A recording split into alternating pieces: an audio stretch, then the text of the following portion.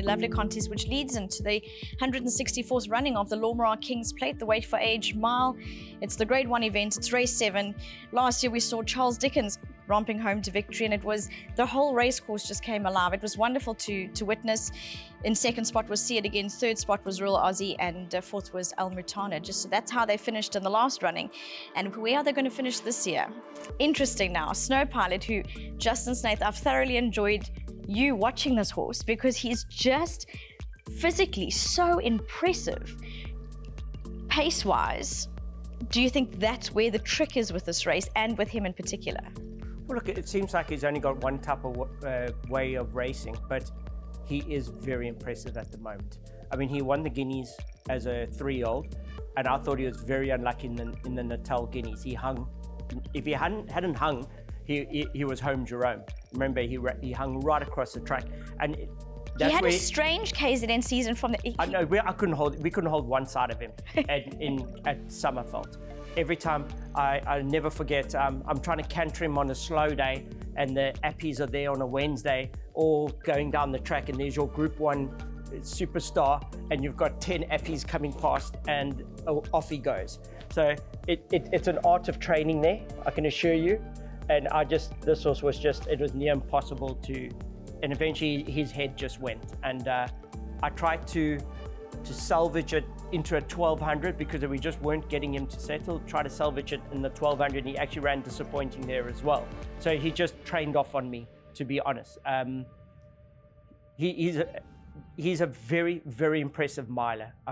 And if there was a 7 furlong in South Africa, I'd hate to see how far he'd win it. Flying at home. I've tried to train him as best as I possibly can in the manner in which he races. So coming into the race hot, ready, and obviously give a lot of respect to One Stripe. He is a very impressive young horse, and I'm sure he's going to run a creditable race here. Real Aussie is a horse that I get the feeling everyone thinks is just not at that level, you know, but the horse has never done anything wrong. I mean, last time he went down a short head, not a short head, but he was getting closer. He's come on from every run, and I do think that he's a horse that he's going to run that solid race. He's going to be thereabouts, and he could run a big race here. Great Plains, I liked Great Plains for this race from the beginning because he's a hard-knocking 2-year-old. Come into the season, his comeback run he won. His next run he ran 3rd in the Guineas, 2nd run after a rest, and now 3rd run here, and he's tough as nails. He's a Danon. Nothing phases him in that he acts all crazy, and he still comes and he'll eat that night and be an idiot on Monday.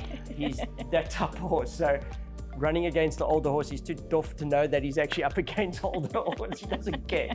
So I like that sort of attitude in a 3-year-old because I can't hurt him. He hurts himself every day. So what have we got to lose? And he's not far off One Stripe, and you get the feeling that he's getting closer and closer every time they run.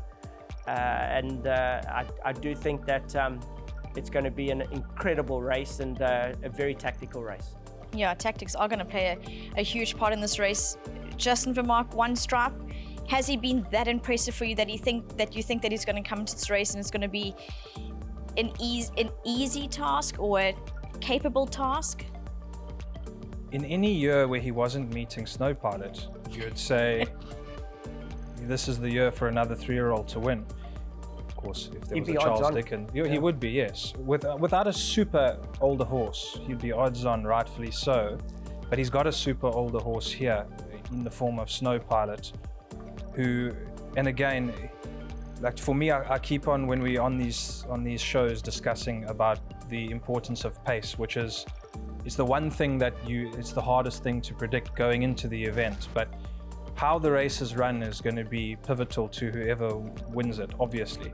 Snow Pilot's drawn 13 with Richard on. He is going to be nowhere but on the lead. Like it's an absolute certainty. Unless something goes a ridiculous pace, then he'll take a sit and have a bit of cover, which might be even better for the horse. You know, depending on the conditions out there and how fast they're actually going, he might be better with a lead.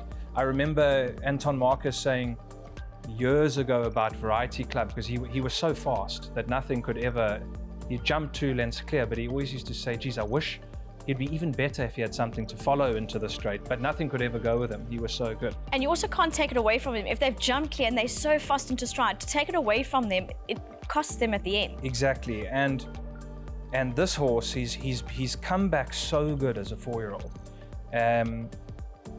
He won the Guineas. At that time, you're thinking like, maybe not. A filly ran second, Red Palace, I think she ran second that year in the Guineas. Maybe not a vintage renewal, maybe he's not that good. But then this year, he's come out like an absolute bull. And he's the sort of horse, for me, speaking out of turn, if he can come and win this race, the way Charles Dickens was winning it and that sort of thing, which I think he has the ability to do, he's the absolute perfect type of horse to go and fly the South African flag in November in America, because those tracks will suit the way this horse runs like you cannot believe. And that's a few steps down the line, but in my personal opinion, I think that's how good he is. He's better than 125. I think he's 130 plus, and I'm hoping that he can get there at some stage by winning a few big races like this one, and adding to his already impressive resume, which will serve him well with that outstanding pedigree at stud.